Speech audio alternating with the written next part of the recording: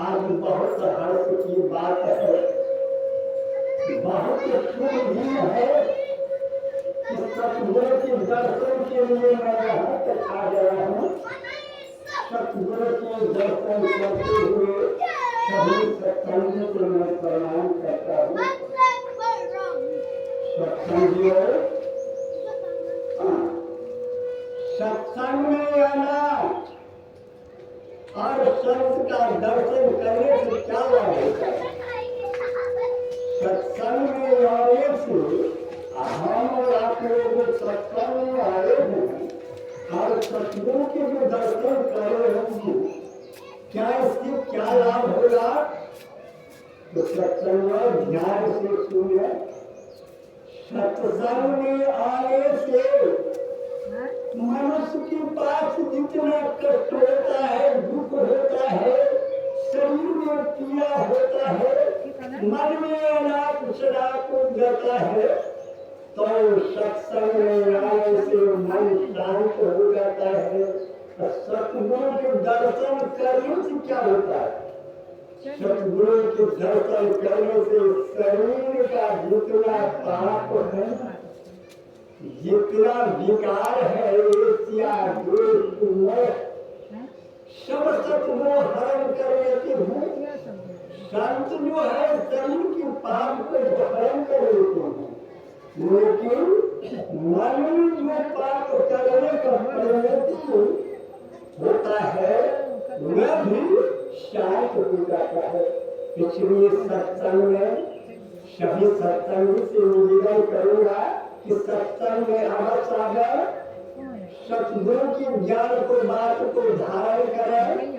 सतगुरु की बात को ध्यान दीजिएगा तो शरीर का जितना मैल है वह दूर हो जाएगा। गंगा में नहाने से ऊपर का मैल साफ होगा। गंगा में वह शक्ति नहीं है कि भीतर की मैल को साफ कर देगा, लेकिन सत्संग में सतगुरु की वाणी में इतना शक्ति है, यह शरीर को भीतर से निर्मल कर देगा। तो सत्संग जो है, सत्संग में आने से बहुत बड़ा कष्ट दूर होता है। राजा दशरथ को कोई चीज का कमी नहीं था, थे, राजपाट सब कुछ था, लेकिन राजा दशरथ दुख से दुखी था। संत ने देखा कि राजा दशरथ दुखी है, संत को दया आ जाते हैं, दुखिया को देखते हैं, कष्ट को देखते हैं ना, तो संत को दया आ जाते हैं, संत पिघल जाते हैं। यहाँ कबीर नहीं, कबीर ने कहा है संत जो है मक्खन की तरह पिघल जाता है। मक्खन वैसे पिघलता है, मक्खन को लोहिया में चढ़ा के पूरा में रख दीजिएगा तब मक्खन पिघलेगा। और संत तो दुख को देखते पिघल जाते हैं। संत ने राजा दशरथ को दुखी देखा ना, संत ने कहा हे राजा, दरबार गए थे, कहा संत जी मैं कोई दरबार नहीं छोड़ा, मेरा दुख दूर नहीं हुआ। कहा सब दरबार गए, कहा मैं अपना जानता कोई दरबार को नहीं छोड़ा, कहीं जाने के लिए नहीं छोड़ा, कोई लाइन में कसर नहीं रहा, लेकिन दुख दूर नहीं छोड़ा। तो संत ने कहा गुरु दरबार गए थे, संत जी ये क्यों नहीं गए थे? इसलिए तो तुम 3 रानी किए हो, तीरंदाजी करने के बाद कस्मे हो जब गुरु के दरबार राजा दशरथ जैसे संत की बात सुना न, राजा दशरथ व्याकुल होकर गुरु के पास गए। गुरु बैठे हुए थे। राजा दशरथ लाठी की तरह धरती में लेट के दंडवत प्रणाम करते हुए गुरु की चरण को दोनों हाथ से पकड़ लिए। दंडवत और अपनी आंख से आंसू से गुरु की चरण को धो दिया। गुरु ने देखा ये राजा है, महान राजा है, दशरथ है और हमारे चरण पर रो रहे हैं और रोते रोते हमारे चरण को धो दिया। गुरु ने राजा दशरथ को दोनों बाप पर हाथ देके उठाया। राजा दशरथ उठा, कहा राजन राजा आपको क्या तकलीफ हो गया, क्या दिक्कत हो गया, राजा होते हुए क्या आपको कष्ट हो गया। कहा गुरुदेव हम जो आपको कहेंगे हमको क्या कष्ट हो गया आप नहीं करेंगे। गुरुदेव ने कहा मैं तो जरूर जानता हूँ, मैं जरूर जानता हूँ, इसमें कोई शक नहीं है। अगर बगल में पड़ोसी में भूल हो रहा है, अगर निमंत्रण नहीं आया तो आप लोग सत्संग में विचार करें, उसके यहाँ भोजन करने के लिए जाएगा नहीं जाएगा, अपनी मन में विचार करें। गुरु वशिष्ठ ने कहा मैं तो आपको दुख को जानता था, इसमें कोई शक नहीं है, लेकिन आप दुख का निमंत्रण कभी दिए हैं, कभी बुलाए हैं। कहा नहीं गुरुदेव मैं ऐसा नहीं, आपको निमंत्रण दे के नहीं बुलाया कि मेरा दुख दर्द दुख दूर कैसे होगा, न मैं आपके दरबार में आ सके। अब क्या होगा, कहा आपका दुख दूर होगा। संतों ने गुरुदेव ने युक्ति बताया, युक्ति बताया ना। आप लोग जब गुरु से दीक्षा लेते हैं तो कान में फूटते हो, क्या फूटते हो, सत्य बोलो, झूठ नहीं बोलो, जितना एशिया द्वेष मोह लोभ है सबको त्याग दो। इन्हें कहेगा कि कौन फूटे और मिश्री फूल खाइए, नहीं कहता है, कोई गुरुदेव नहीं कहता है। कान में फूटता कि अच्छा कर्म करो, मनसा वाचा कर्म, मन और वचन कर्म जिसका पवित्र हो गया उसका हृदय कंचन हो गया, उसको कल्याण होने लगा। राजा दशरथ जब सतगुरु की दरबार में पहुंच गए तो सतगुरु ने युक्ति बताया। आप लोग सत्संगी हैं और गुरुदेव का जो नियम है उसको पालन करके चलिएगा, कभी कल्याण होगा, सब दुख मेरा पार हो जाएगा, जीवन का उद्धार हो जाएगा। राजा दशरथ को गुरु ने युक्ति बताया, युक्ति बताया ना। राजा दशरथ को एक बेटा कर्म पूछे, 4 बेटा हो गया, युक्ति बताया क्या क्या उसने कर्म किया तो इतना पुकारा नहीं है। लेकिन गुरु की युक्ति पर राजा दशरथ चले ना तो 4 लड़का पैदा हुआ है, वो लड़का पैदा नहीं हुआ, भगवान उसके घर में जन्म दिया। संत जो होता है ना, कितना बड़ा विपत्ति संकट होगा, संत के दर्शन करने से, सत्संग में आने से जीवन का कल्याण हो जाएगा। एक लड़की की शादी हुआ या तो एक बच्ची पैदा हुई, लड़की पैदा हुई और 4 वर्ष की बच्ची हो गई है तो उनकी पति एक्सीडेंट कर गया, मृत्यु हो गया, मर गए। अब बेचारी विधवा हो गई, एक बच्ची है, कैसे जीवन चलेगी। किसी प्रकार वह माँ अपनी बच्ची को पालन पोषण किया। नदी के किनारे माँ बेटी दोनों जा रही है। दुर्वासा ऋषि नदी के किनारे तपस्या कर रहे हैं। जब माँ बेटी पहुंच गए तो दुर्वासा ऋषि ध्यान में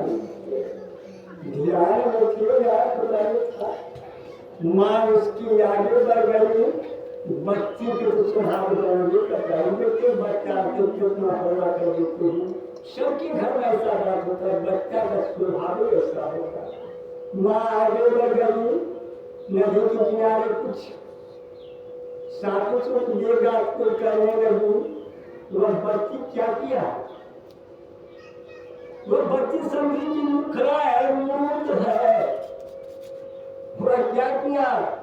दुर्वासा ऋषि का केस बहुत बड़ा बड़ा था, जटा था, जिसका केस बड़ा बड़ा होता है टोपी लगाने का जरूरत नहीं पड़ता, उसका जो केस टोपी हो जाता है। तो दुर्वासा ऋषि का केस टोपी बना हुआ था। वह बच्ची गई ना तो घुर्दा दोनों हाथ से उठाया उठ गया और उसके मस्तक पर गिरने लगा। तो घुर्दा बगल बगल तो दुर्वासा ऋषि को मालूम हो गया कि हमको तपस्या में विरोधान कर रही है। कौन है? अगर मैं आँख खोलता हूँ तो मेरा तपस्या भंग हो जाएगा। अब मैं इसका ऐसा श्राप खुलेगा, ऐसा श्राप दूंगा कि जल के राख हो जाएगा। आँख बंद है, नियम है, आँख खुल जाएगा तो तपस्या भंग हो जाएगा। जितने हम लोग आए कर जोड़े पूरे हाथ खोले, इतना सत्संग महान है, सत्संग की महिमा महान है कि कितने विघ्न बाधा होगा तो जो सत्संग या श्री हरिनाम नहीं होता है। कान खोलने की बाद उसकी क्या होता है? पूजा नष्ट हो जाता है। तो वह बच्ची गिरने लगा, बाबा के दाढ़ी को हिलाने लगा, नाक में अंगुली जोड़ने लगा। तो बाबा को ध्यान है कैसे नहीं कर रहा है, दोनों में अंगुली जोड़ने लगा। कर रही है माँ को दूर हटते है। बाबा को सब तरह के क्रोध हो रहा है, दाढ़ी हो रहा है, गर्दा उठा के लिए है। बाबा को दुर्वासा ऋषि क्रोधित ऋषि था, परशुराम क्रोधित था, दुर्वासा ऋषि शांत ऋषि नहीं था। जब दुर्वासा ऋषि रात को शराब उसको जलने का देता नजर पड़ता है कि बच्ची है, बच्ची को श्राप में निकल जाएगा तो वो क्या करेगा? मेरे बच्चा कभी नहीं बचता और किसको ही बचेगा? इतना बात छोटा है। श्राप रुक के खत्म हो गया। श्राप था, हाथ रुक रहा है, दया गया, लेकिन कहा नहीं तो देना तो है। कहा जा तुम पति के लोग कभी नहीं बचेंगे, तुम्हारा शादी नहीं होगा, तुम्हारी होगी। दुर्वासा ऋषि श्राप दे दिया। वह बच्ची आपका जो छोटे माँ के पास गई, गोदी में बैठ गई, काम है तो दूल्हा तपस्वी था, हमको कह दिया चरण दिया, या तुमको पति नहीं होगा, पति का मुंह नहीं देखोगे, तुम्हारा शादी नहीं होगा। अब तुम उसकी माँ बोलने की करना कोई सहारा नहीं है। बेटी को देखो जमात होगा, परिवार रहेगा, धर्म जीवन का पालन होगा। अब तो इसी में चौपट कर दिया। बेचारी भोटाल पार के नदी के किनारे रोने लगा, रोने लगा ना, रोते रोते उन्होंने विचार किया रोने धोने से क्या होगा? जिसने शराब दिया है उससे क्षमा मांगना है। वह माँ बेटी आई, दुर्वासा ऋषि के चरण में गिर पड़ा। कहा बाबा, संत बाबा, बच्ची ने गलती किया, इसको आप श्राप दे दिए, इसको क्षमा करें। दुर्वासा ऋषि ने कहा अब क्षमा नहीं होगा, जो बाल निकल गया और रुकने वाला नहीं है। कहा बाबा क्षमा कीजिए, कहा क्षमा नहीं होगा। तो दुर्वासा ऋषि ने सोचा कि क्षमा तो नहीं होगा, लेकिन युक्ति बताता हूँ कि तुमको कैसे कल्याण होगा, मैं नियम बता रहा हूँ। कहा तो बाबा बताइए। जब हाई कोर्ट में फैसला दे देता है तो फिर फैसला नहीं देता है, इसके लिए कहाँ जाना है? सुप्रीम कोर्ट जाना है, तभी फैसला होगा। दुर्वासा ऋषि तो हाई कोर्ट है, फैसला दे दिया ये लड़की का शादी नहीं होगा, पति के मुंह नहीं देखेंगे। देखिए संत सतगुरु क्या करते हैं, उसकी महिमा को आप लोग देखें सुने।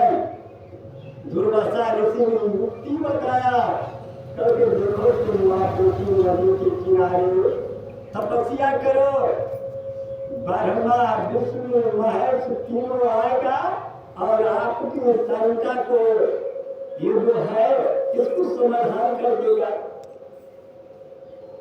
कहा कितना दिन में? कहा जितना दिन में आवे तुम तपस्या करो। माँ बेटी नदी के किनारे तपस्या करने लगी। भगवान ब्रह्मा विष्णु पहुंच गया। कहा बोलो तुमको क्या दुख पड़ा है, क्या दिक्कत है, हम वरदान देने के लिए तैयार हैं। कहा प्रभु हमारी बच्ची को ऋषि है वह तपस्या कर रहे, श्राप दे दिया कि तुम्हारा कि बच्ची की शादी नहीं होगी, पति के मुंह नहीं देखेंगे, श्राप दे दिया। तो यही आपसे मुक्ति दिलाना चाहती हूँ, आप कृपा कीजिए, क्षमा कीजिए। कहा देखो ये बात हमसे नहीं होगा, तब क्या होगा? दूसरा वरदान में वो हाथी घोड़ा घर मकान लकड़ों के साथ क्या होता बंधुओं में देने के लिए तैयार हो, लेकिन ये काम नहीं होगा। कहा नहीं हमको मकान तकान जमीन तमीन से कोई काम नहीं है, इस बच्ची को आप क्षमा करें, मेरा जीवन का सहारा है। का ये काम नहीं होगा, काम चलते हैं। दूसरा मामला है तो मांगो, दूसरा जो मामला है मांगो में देने के लिए तैयार है। ये काम आपसे नहीं होगा, तो हाई कोर्ट से फैसला दे दिया है। अब सुप्रीम कोर्ट में पहुंचे तो इसका भी कोई उपाय नहीं है। ब्रह्मा विष्णु शंकर भगवान चल दिए, उतने में सतगुरु कमंडल लिए हुए मन लागो फकीर संत भजन गाते हुए जा रहे हैं। देख रहे हैं कि माँ बेटी नदी के किनारे रो रही है। संत को दया आ गया, संत को दया आ गया। कहा माँ क्यों रो रही हो, क्या हुआ? अपना दुख की कहानी सुनाई माँ। ऋषि जो नारायण नारायण करके जा रहा था, भजन गाते हुए जा रहा है, मन लागे फकीरी में भजन गा रहे हैं। हमको तो भजन आता नहीं, जो आप लोगों को सुना रहे हैं। तो भजन गाते हुए जा रहे, माँ को देखा, ऋषि को दया आ गया, संत को दया आ गया। उसको याद करने का लोग क्या है, तो अपना दुखड़ा सुनाया। कहा बहुत अच्छा। कहा शंकर भगवान ब्रह्मा विष्णु सुनो आए थे, तपस्या की कि बात तुमने तपस्या करके तीनों भगवान को बुला लिया। कहाँ मैं बुला लिया, अभी तुरंत गए हैं करके सुनो। फिर बोला उसको भी रास्ते में घरों में पहुंचा कर उसको बोला आह्वान करो। वो माँ ने आह्वान किया, ब्रह्मा विष्णु फिर आ गया। कहा बोलो। कभी सतगुरु कह दिया था कि आप तुम जो उनसे कहोगे तुम कुछ नहीं बोलना। कहा तो ये मेरा वकील बहस करेगा, केस करता है, बहस करता है, कोर्ट में वकील रखता है। मैं तो केस किया ब्रह्मा विष्णु के पास, अब बात करेंगे सतगुरु कहेंगे तैयार है क्या मैं वकील बनूंगा तुम हम पर कहना कि मैं कुछ नहीं बोलूंगा। वरना विष्णु ने कहा हमको सोचे कि कोई दूसरा कदम मानिएगा फिर तो वही बात धर दिया काम मैं नहीं कुछ बोलूंगा मैं वकील रखा है संत भी वकील है वही बात करेंगे। जब ब्रह्मा विष्णु महर्षि को सतगुरु पर नजर पड़ा तो घाम छूटने लगा। जब घाम छूटने लगा अब तो तीनों फेरा में पड़ गया सतगुरु को देखते ही। सतगुरु ने कहा कि देखो ये बच्ची गलती किया है इसका शादी भरोगे हुए पति को नहीं देखे इससे कोई मतलब नहीं है लेकिन ये माँ कोई गलती किया है कहा नहीं तो ये जो बर्तन मांगेगा ले दीजिएगा इसको बर्तन देना है कि नहीं।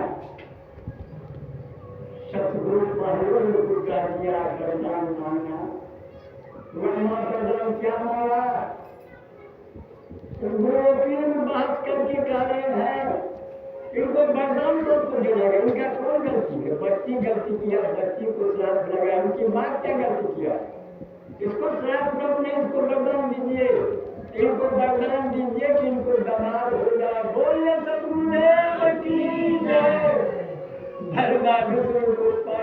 दमाद कैसे होगा जब बेटी के शादी होगा तो नहीं दमाद होगा।